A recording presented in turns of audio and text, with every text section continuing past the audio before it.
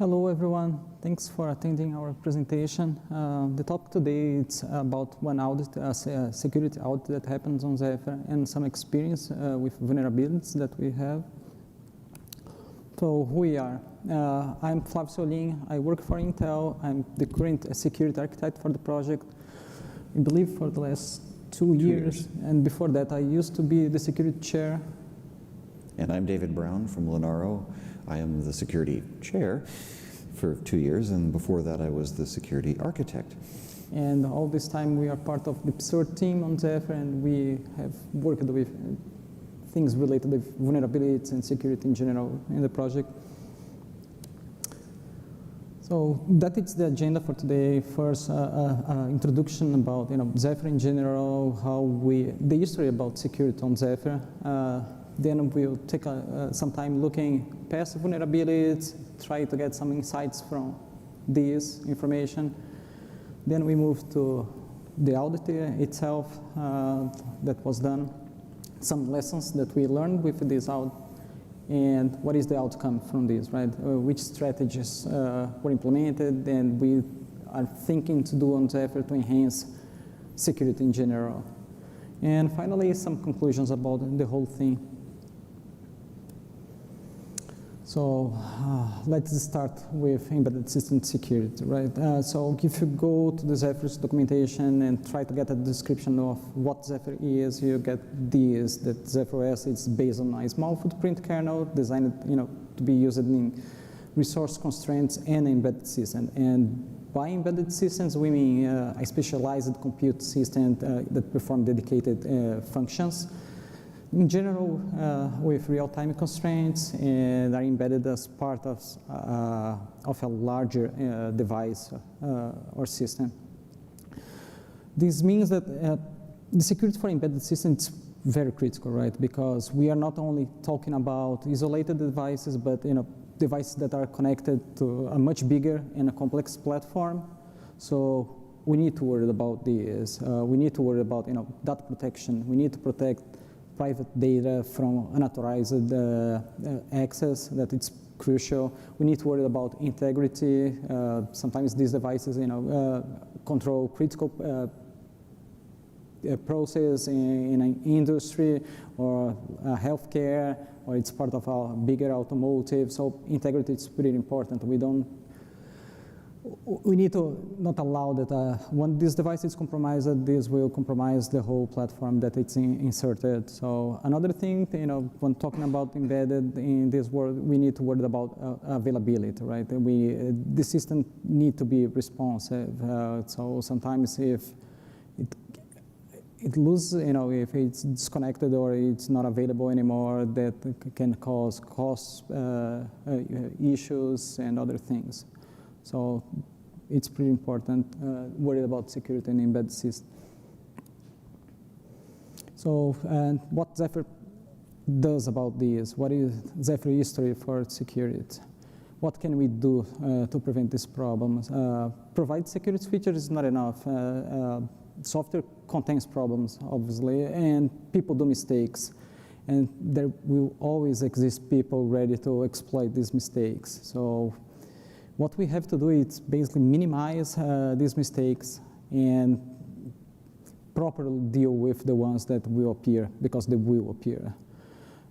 So what we do on Zephyr, what we try is provide a framework for developing security systems. So we offer a lot of features that can be used. We have memory protection using MMU, MPU. There are secure boot, trusted firmware. There are other features that are provided as external modules. So we have a whole history for crypto. So these features are there. We have other things like stack canaries, stack guards. So there are mechanisms to help to develop a software that contains some ways to prevent some of these issues. But that, as was mentioned, that's not enough. We have to deal with the problems that will appear. So Zephyr has 2 working groups. We have dedicated for security. We have one committee that it's the oldest one and used to be the only one where we talked about security, we discussed security, we handled the vulnerabilities and the issues that appeared.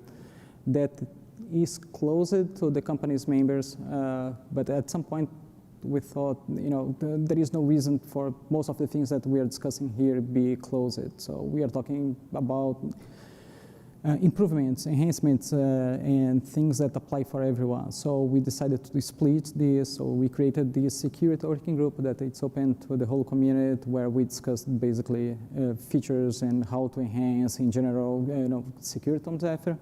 And then we kept the security committee that it's basically dedicated for talking about vulnerabilities that are under embargo and other minor things that related with budget and how we do things that require money that comes from the companies.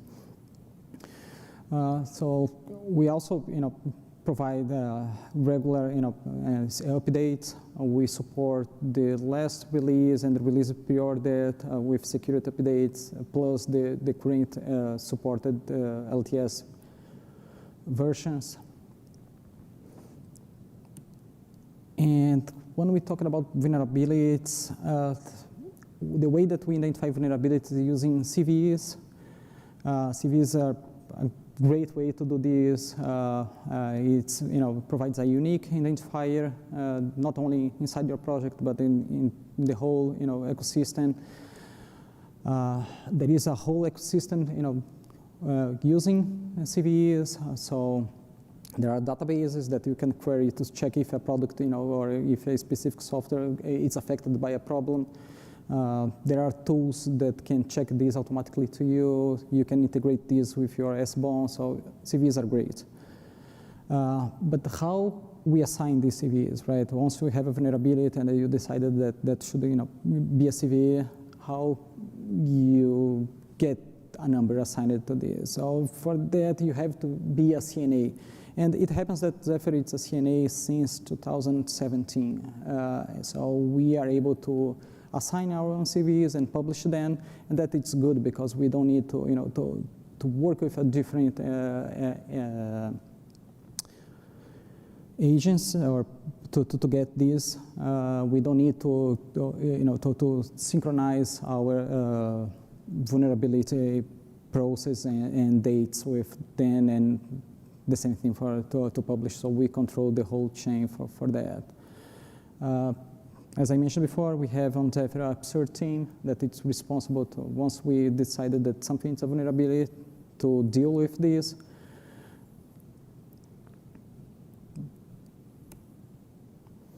So how we, having a vulnerability, created, a CVE assigned, that it's not enough if you don't use this properly, right? So we used in the past having this information available for the members only in the project, but then we decided to expand this a little bit. So we created this alert, this mailing list that people can have early access to these vulnerabilities to know, something was figured out. So what is the plan? What it's affecting?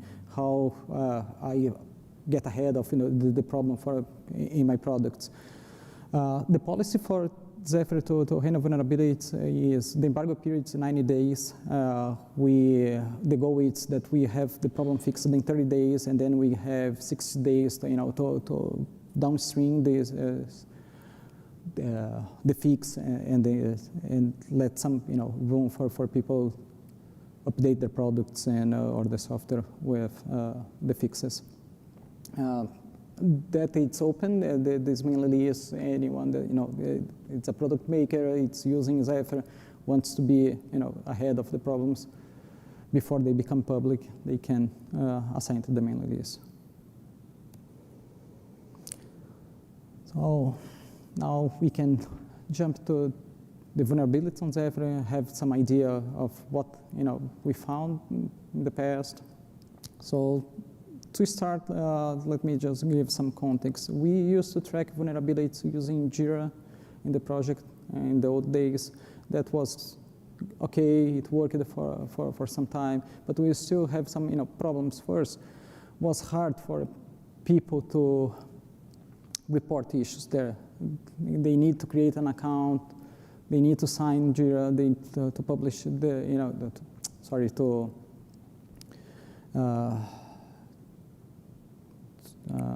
to report the problem. And that was, caused some traction, and people were not really reporting, or we thought was a problem. The other thing is, once we created the issue there, when we were tracking there, it was hard to assign someone to look there, because even our developers, they had to have an account in Jira to be able to see the problem. But that is what we had at the time. And then, the GitHub created this advisory thing, and we thought, well, why not we move it to GitHub, right? Since everything on Zephyr now it's using GitHub, so we moved it to GitHub, and it was good. They provided a way to handle this. It was much easier to assign people, to give visibility for people, because everyone basically working on Zephyr already has a GitHub account, and people that were used to report issues to us also have GitHub accounts. So that makes this. So the whole thing, the whole point to talk this context is that all the vulnerabilities that I'm going to show here are from the last 3 years, that is since we started using GitHub. Yeah, so all the issues are on GitHub. CV, I don't think I have, talked what exactly it states. So CV states for common vulnerabilities and exposures. So, when I started looking for for our past vulnerabilities, some of the things that I really wanted to know was how frequent we are receiving vulnerabilities. Is this somehow related? We receive more vulnerabilities as soon as we do a release, or it's prior release, or when we do LTS releases where we get more reports. And so I queried the data. I tried to get this. The other information that I really wanted to check is, what is the most common vulnerability that we are facing? And what are the areas that these vulnerabilities are being found? So we got this data. So the first graph that you can see here is the frequency of the vulnerabilities. This shows when the vulnerability was created on GitHub. You can see that we have some outliers there, especially in the beginning of this graph. And the reason is because in the beginning we were basically migrating all the data that we had in Jira to GitHub, so that it's why we have this big outlier. The other ones, I couldn't find any, particular connection was not really, close to a release. It was not after a release. The only one that I really know what was the cause that we got, some sort of spike in the number of releases was close to the end of this graph, that it's caused because there was an open source training, for security, and the guy mentioned Zephyr and shows some use cases on Zephyr, and then some of his students start looking at Zephyr's code base, and they found, some vulnerabilities in our code. So yeah, so that was the frequency. And then was, what are the areas, and what is, how critical are these vulnerabilities? The majority is critical, so you can see, or they are, or high or medium. We barely have, low vulnerabilities based on the CVSS score. In the areas, it's not surprise as well, right? Most of these vulnerabilities are found in network and Bluetooth that are, bigger areas, complex. They tend to be more complex than the other subsystems on Zephyr. And finally, what are the most common type of vulnerabilities? Here you can see a graphic that it's the number of vulnerabilities and what is the CWE. CWE stands for Common Weakness Enumeration, so it's a way to identify a class of issue. I will, in the next slides, show what these numbers mean, because it's pretty hard to to know if you are not, used to this. So you can see in this graph that we have clear some outliers, and if you are curious to know what they are, here we are. And I bet it's not a surprise for anyone here. So the most common vulnerability that we have are, both classic buffer overflows, and they are followed by other types of, buffer overflows like stack and heap-based overflows. And yeah, that's not at all a surprise. Most projects, using C, they unfortunately suffer from the same problem. So some conclusions about these and possibly some questions as well. So yeah, we are using an unsafe programming language, right? C, it's very prone to buffer overflows. Even the ones that are not, buffer overflows there, when we are, creating these issues, you can have more than one CWE assigned to them. So sometimes you see, yeah, you have a buffer overflow, and then you have another problem that caused the buffer overflow, that it's an integer overflow or something that you use to do a math that, caused the buffer overflow. And they are, because we don't have many mechanisms to do this in the language. And so, yeah, what is the other conclusion that we have? We have this sort of, lack of awareness about this sort of problem. People think that, only think is in the happy case where everything works well, and they don't tend to think, what could possibly go wrong. And another thing is, and that it's particular to Zephyr, that it's a question that are we, excessively, thinking about optimizations and performance and not caring that much with security. So Zephyr has this whole idea since the beginning that, the application is trusted, everything is trusted unless, it's coming from outside. By outside, I mean something that interfaces with the world. And that it's not as simple as it looks, right? Because sometimes you say, yeah, I have this function that it's really deep into the subsystem. I'm not, directly interface with anything.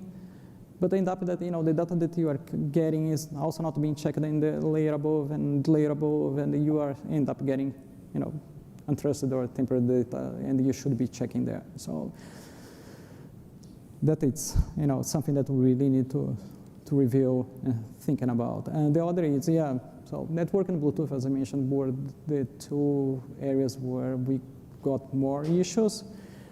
And there are many reasons for that, right? One thing that I got, talking with some people that reported the issues, they tend to use tools, automated, so fuzzing these, do some sort of black box fuzzing. Network and Bluetooth, it's easier than if you need to do, fuzzing the kernel. Another reason is, as I mentioned, these subsystems are bigger and they have a bigger attack surface, and also they tend to do a lot of parsing and copying buffer from here to there. So that, and as you saw in the previous slide, those are the most common type of issues.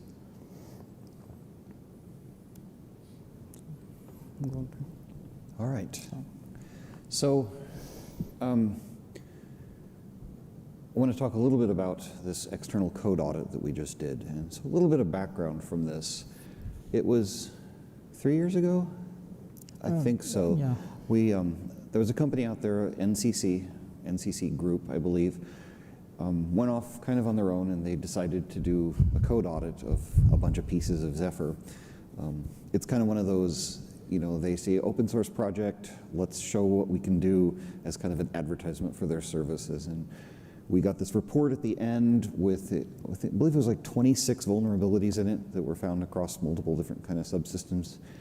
And that didn't show up on the spike because it was while we were still on Jira, but it, big spike in vulnerabilities that all came in. But there was a lot of things that got fixed as a result of that. So we kind of decided, worked with the governing board, because they're not going to do it again for free. They want money. And do we want them to do it, kind of thing. So what is the benefit of an audit like this? You know, we have people looking at it. We have people doing training whose students then are motivated to go look at the code. But what can be gained by a company who's dedicated to looking at this? And there's kind of a nice aspect of this, of having an independent entity looking at it. You know, you have somebody that's not working with Zephyr, because you're familiar with this. You work with code, and you just kind of stop looking at the details, and you just kind of assume that, and it's really easy to miss things. And when somebody comes in who's fresh with this, it gets a set of eyes that can see things that you wouldn't otherwise see. But it has some other benefits there of the idea that we can say, well, we had this audit done, kind of helps with the idea of trust, that, yeah, we're taking this seriously, we are looking for these issues, and we have some things that we're doing about it. In addition, reputation, that kind of thing. So we decided to do this. How do we pick them? And it kind of comes down to these points here of what is their expertise, what do other people say about them, what's communication going to be like? Because the previous one that we did, they gave us a report at the end, and it would be nice to work with them in the process of this. How much does it cost? We have a finite budget. And just, do they have experience with Zephyr?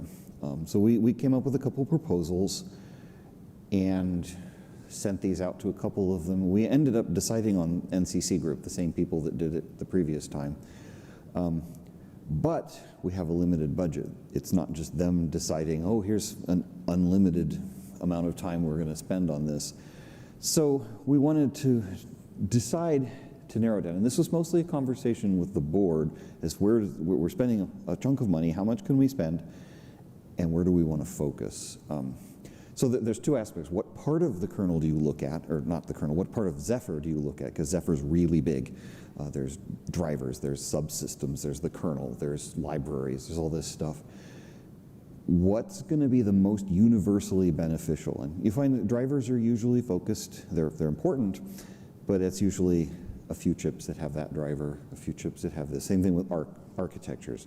That's going to be this architecture. But there's this big thing that's the kernel that everybody uses. The other question is, how deep do you go? When you look at it, is it a bunch of things that we look at in a kind of high-level sense? Well, what about all these interfaces? Or do we take some smaller piece and dive down and look at the whole thing? But the other thing that coming into this is the notion, we have some threat models that have been written, especially some of these things we'll get to in a second, that describe what is our expectation out of security, what is the threats that we are expecting to be attacking. Because it's really important when you do a security analysis, if you don't have an idea of what the threat model is, you can be testing and looking into some part of the code where that doesn't actually matter. That's not a threat that's real in our situation. So what do?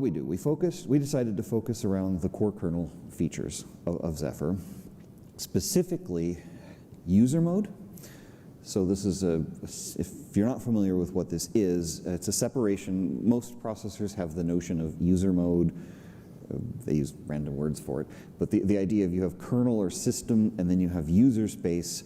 And when you're in user space, there's a lot of things you just can't do. There's memory you can't access. There's registers you can't talk to.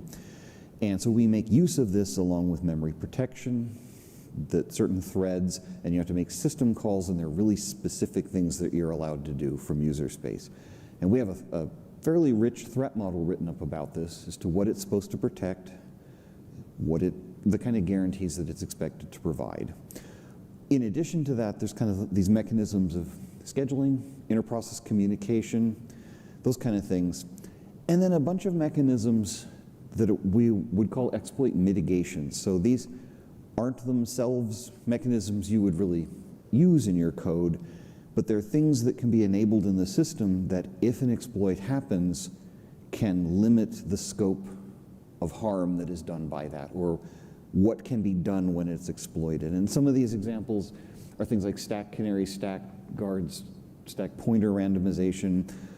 I'm not going to go into details as to how all these help, because it gets really, really complicated as you dig into this, and you know, why does randomizing the stack pointer help you, and why is that hard to do on an embedded system, and that kind of thing. So what happened? We went with the NCC group. We decided to target, so we started with 3.6, and then there was a 3.7 release, and it was done during this time issue. And they worked on this, I believe it was 6 weeks, if I remember the amount of time that they had with it. And they came back with basically 3 issues. There were 2 of them that we described as low severity, roughly about an integer overflow kind of issue, and the talk tau thing, which is where you check something and then later you use it, except it's changed between when you checked it and when you used it. And then there was an informational one caused by an integer overflow. That one was interesting because it's a real bug in the code. It was a real integer overflow. You would allocate something and you would get back much smaller than, if you asked for this number with lots of 1s in it, you'd get back an allocation that was much smaller. But we got lucky because the application never used the count. It only used the pointer, the size, the computed size. And so there was nothing to exploit, but it was a real bug, and it could get worse, so it should be fixed. Am I doing this, or? I can do it. Okay, so Flavio's going to go back and. Yeah, so let's talk about some lessons that we learned from this audit. The first thing is defining the scope. It's hard, right? We have a lot of constraints. There is the time constraint, how long this is going to take. There is, what is the expertise from the auditor? And there are, some time that learning Zephyr by its own, it's a steep curve. So it's hard to pick someone that, never have worked with the project and starting, auditing and looking the code and looking as deep as we were asking. So that was really complicated. And also there is also the financial. These things can go really crazy, price-wise in talking. So we have to put all these constraints that it's tough. The other was mentioned, and it's how deep you want to go. So do you prefer, go and cover a large area, increase the surface, but not go as deep, in the evaluation, or you want to focus in one particular component, one particular area, and ensure that, you have covered well that thing.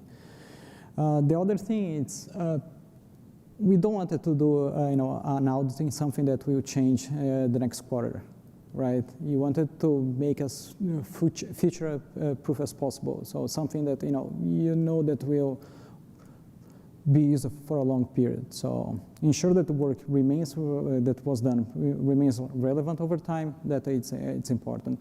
And last but not least, it's hard to get this stakeholder agreement, right? And you have a lot of people with different interests, different perspective of what should be tested, what should be covered, what it's used for one. It's not exactly the same thing that it's used for others. So come up with these things that it's useful for everyone, that everyone agrees with, that it's not that easy. The other lesson that we learned is threat model is really worth.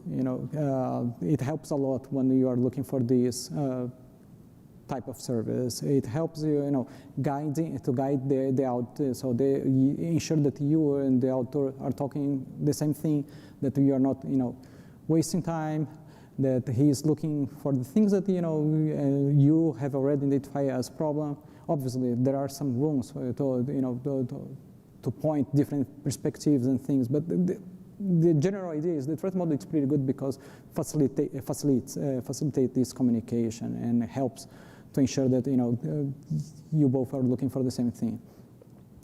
And last but not least, having a good, a comprehensive test, it's pretty good because you ensure that not only you are testing the right thing, that you are, improving your quality, but also helps the auditor, to tweak the tests or to see what it's covered, what it's not covered, then it gives something to start. So, what is the next step, right? What is we got this report, we have this experience, what are the next steps? What is the strategies, how we enhance Zephyr? So the first thing is we identify that most of the problems comes from the language that we are using. There are some common patterns and some problems that it's hard to work around. They boil down mostly to program correctly. So training in this area is pretty important. So we have talked with one. There is this training called Open Security Training. It's good, it's open source, it's open to everyone. One of the guys that have done this course was responsible to find a lot of vulnerabilities on Zephyr that were reported, the one that I mentioned before. So we talked with the person responsible for this course.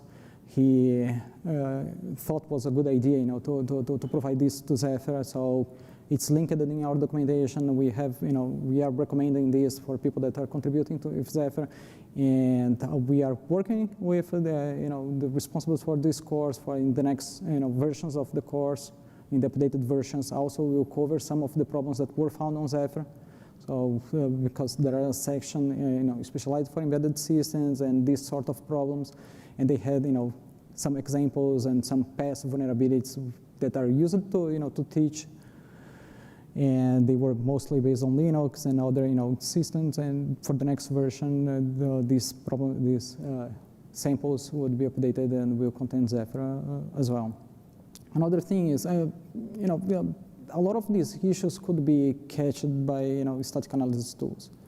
So some of them, obviously, no, because you have a lot of indirections for pointers or, casts for types, and the tool is not able to, to go and follow this flow. But some of them were pretty, straightforward to check. So I was, why we are still, facing these problems, and I tested with, some analysis tools, static analysis tools, and all of them catch some of these vulnerabilities that were reported.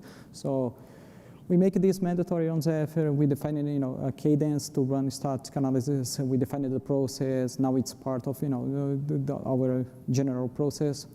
And hopefully this will help us to prevent some of these problems. And the other one is community engagement, right? We want to get as much reports as possible. We want people to test Zephyr, to find issues, to report bugs. So there are, universities, people, researchers that, publish vulnerabilities in the past. We are asking them to continue to do this. There are, some of these people, usually they report, the reports that they do, it's not, their main goal. They are working in some sort of tool and just happen to, to use Zephyr as input for the tool to validate the tool. So we want that continues to happen. So when we talk with them, we ask, yeah, continue, please, that it's important. So now let's jump to some conclusions. So yeah, after this out, we have enhanced security, right? They didn't find a lot of issues, but they found. So that it's the most obvious. We fixed this problem, so it's a little bit more secure now. The other thing is we have now increased confidence, right?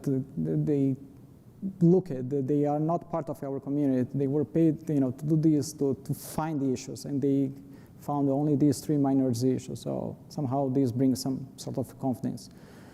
And the recommendations that came from this report were pretty aligned with what we have discussed in the past that we were planning to do. So obviously they said, yeah, you should be fuzzing because that it's a good way to catch. It's a good practice. So that was something that we have discussed in the past. Obviously, there are some complications. It's not that easy to fuzz microcontrollers and kernels. So, but was aligned with who we were planning. And yeah, so these are the statements that came from the report. So they appraise the quality of the kernel in general and how it's being tested. So that is reassuring. And now we are open for questions.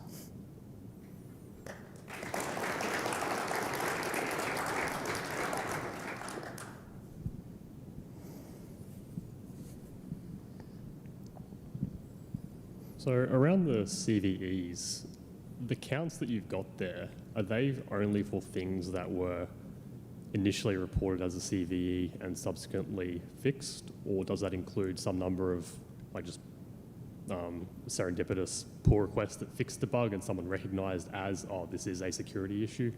And is there like any way of, or any ideas around tracking just general bug fixes and assigning those to CVEs? Because it sounds like a hard problem, because obviously bug fixes can be related. So, I mean, one of the things that's always challenging as an open source project, we don't have a mechanism to go fix CVEs in secret. And I know the Linux kernel dealt with this a lot of, bug fixes kind of become regular pull requests that you just don't talk about the security aspect of it, and nobody notices before the embargo period. I don't know. Do you have statistics on what things were started as CVEs versus? Because we didn't really. I don't remember creating. There's not a significant number of CVEs that were created from pull requests. It's mostly been things reported and then fixed. To answer that part of the question.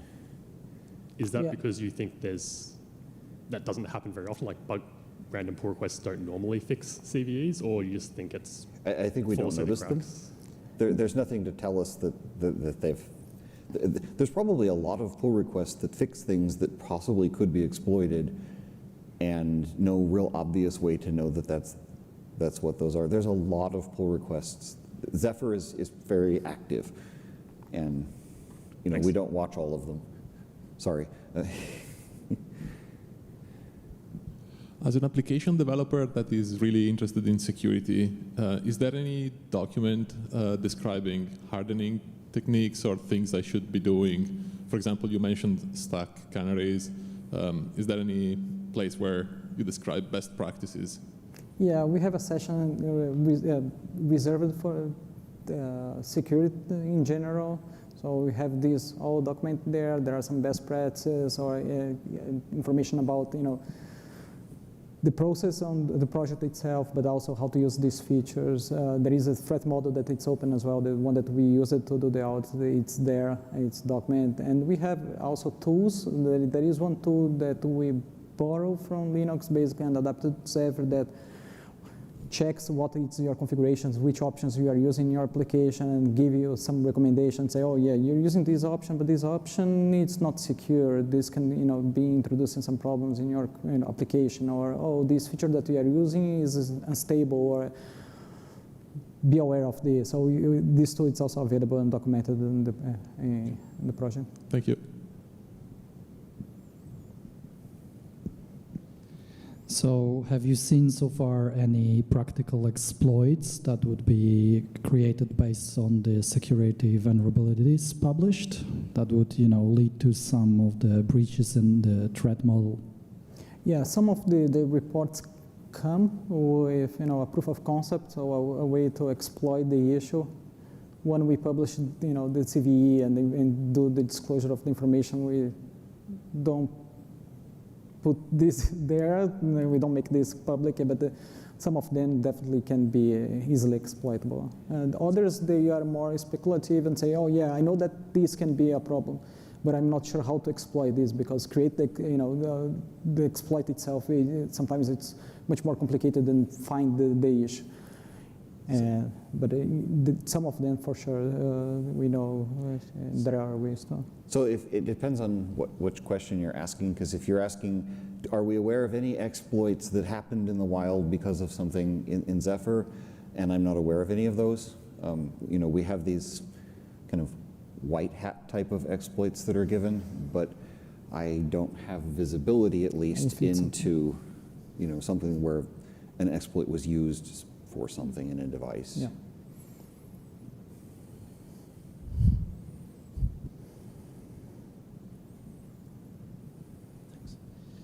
So the code that has been analyzed, the kernel code, is portable code, platform independent.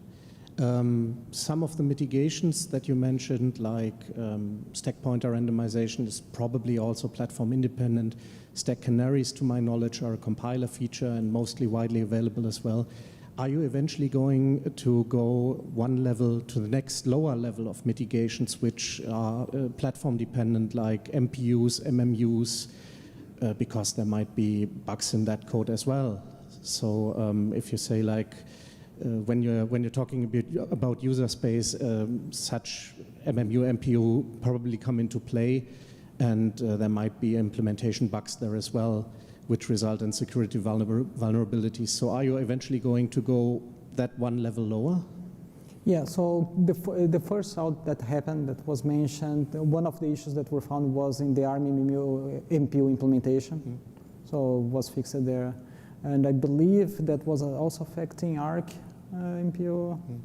But yeah, when this comes, at this point, most of the tests or the work was done on top of QEMU that simulate x86 with MMU. But any of these problems that were reported, went to that point, was in a layer above. And when talking about architecture, yeah, for instance, not only about MMU, MPU, but the x86, for instance, have a series of fixes for speculative and issues that are affecting only that platform. So we go this way down. So one of the challenges with that is, the budget comes from a governing board, which consists of a representative or two at most from each of these member companies. And as you start getting architecture specific, it starts to vary, because you have something like ARM where that's a good chunk of the architectures, and maybe that's enough to vote into, looking into that. And then you have, an architecture that's just one member, and that's a little hard. So it's hard to say where we're going to be able to go with that as far as looking into it, because I know there's some concerns, like I have with some of these MPUs have really significant constraints on what's allowed. And QEMU doesn't check that. And so everything can appear to work just fine, and there may be something exploitable there. And no, we haven't looked into much of that at all yet. And I don't know where that will come, but it's important. It definitely is important. Maybe we need to get some kind of mechanism where there can be stuff done for one architecture that the participants from that architecture are interested in, kind of thing. So, good question, though.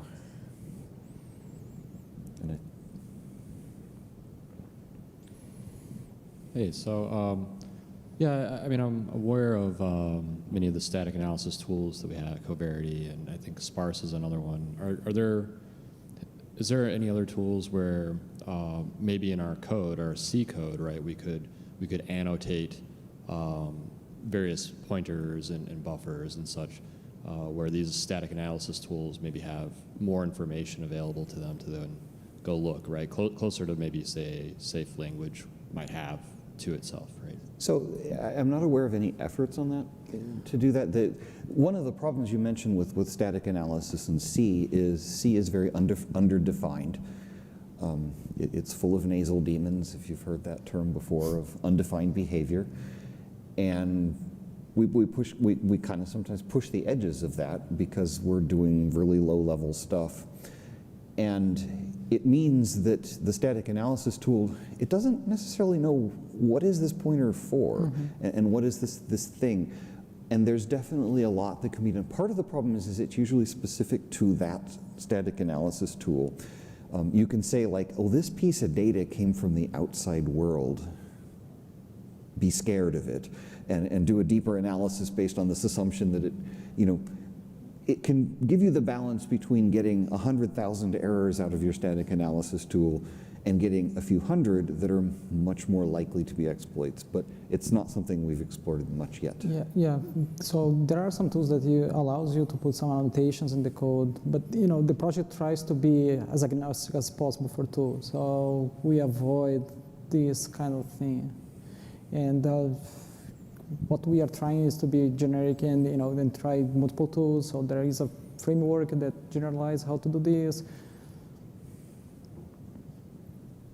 I think that's it for time. Any more questions? The last one, maybe? No? Okay. Thank you, guys. Thank you, everyone. Thank you.